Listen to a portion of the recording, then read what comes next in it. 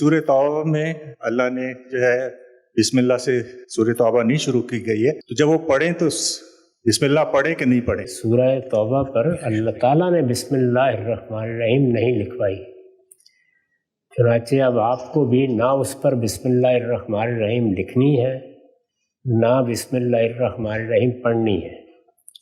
کیوں نہیں لکھوائی؟ اللہ تعالیٰ یہ بتاتے ہیں کہ قرآن کی 114 صورتیں ہیں، 113 میں اللہ تعالیٰ نے سراپا رحمت ہو کر دعوت دی ہے، لوگوں کو ریزننگ کے ساتھ اپنے دین کی طرف بلایا ہے۔ 113 صورتیں اسی کلمے سے شروع ہوتی ہیں، اللہ کے نام سے جو رحمان ہے، جو رحیم ہے۔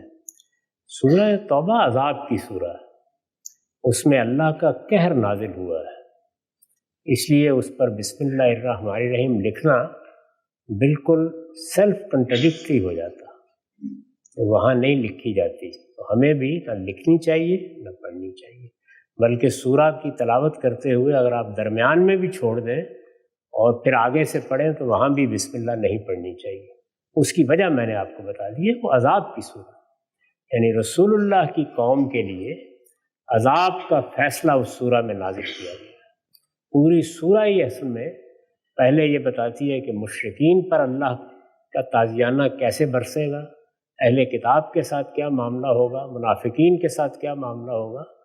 اس سورہ کے ساتھ کوئی مناسبت ہی نہیں ہے رحمان اور رحیم کی صفات کی۔